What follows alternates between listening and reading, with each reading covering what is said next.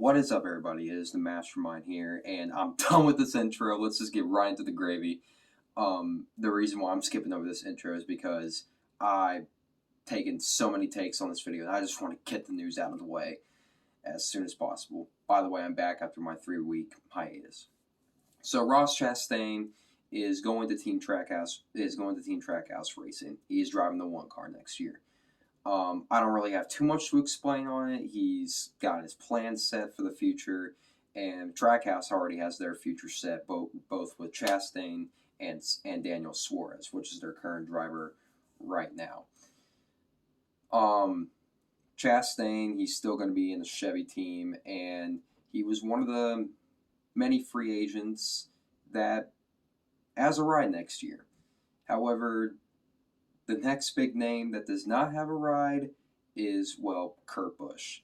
And it looks to be that 2311 Kurt Busch deal is probably a done deal as we speak. Kurt Busch, he was one of the top candidates there, so it's safe to say that Kurt's probably headed to 2311 Racing, or he may not be. We don't know at this point. Nothing has been announced yet, but it is most likely a safe bet that Kurt Busch is going to 2311 Racing. But going back to Chastain, Trackhouse was the first next-gen team. I like to call them next-gen teams, both 2311 and Trackhouse. Was the first next-gen team to make their expansion. Technically, not necessarily first, because we already knew this was going to happen, considering they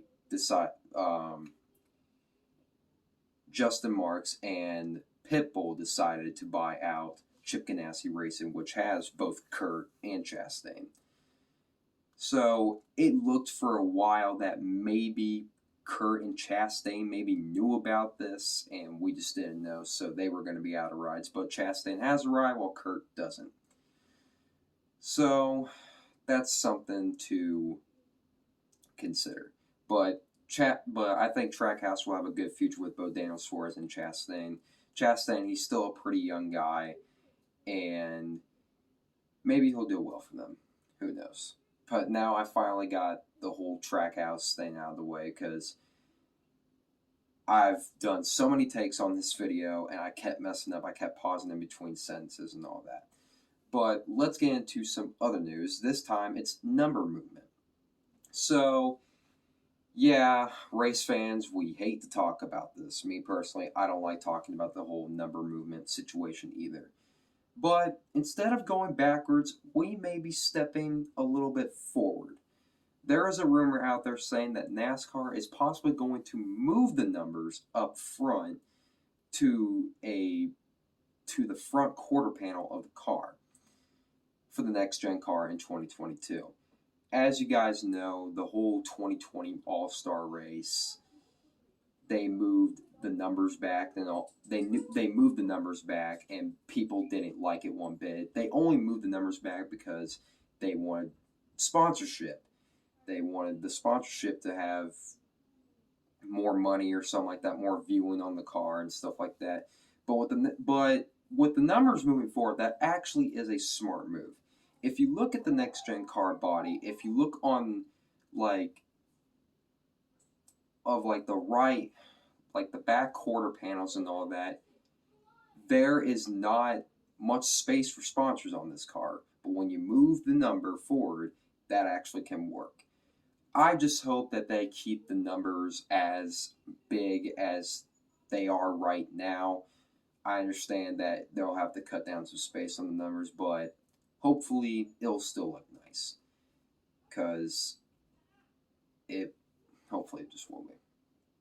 But now moving on to our third and final topic of this episode. This episode was kind of short, but I just wanted to get this video out of the way. So our third and final topic, let's talk about Ty Gibbs. Currently, right now, the hottest prospect in NASCAR, and as you guys seen in my previous videos, I like Ty Gibbs.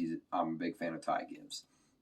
But as you guys seen throughout his ARCA season and his Xfinity Series starts, part-time starts, I should say, his car's been matte black. It's not colorful, or it doesn't have a sponsor or anything like that.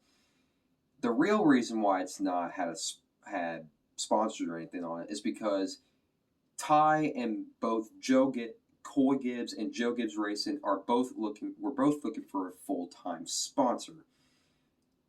Ty Gibbs, he does have that.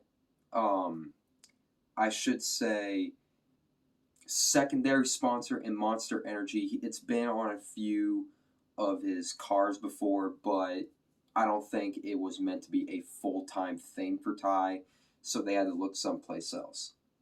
And the announcement was made today that Sport Clips Haircuts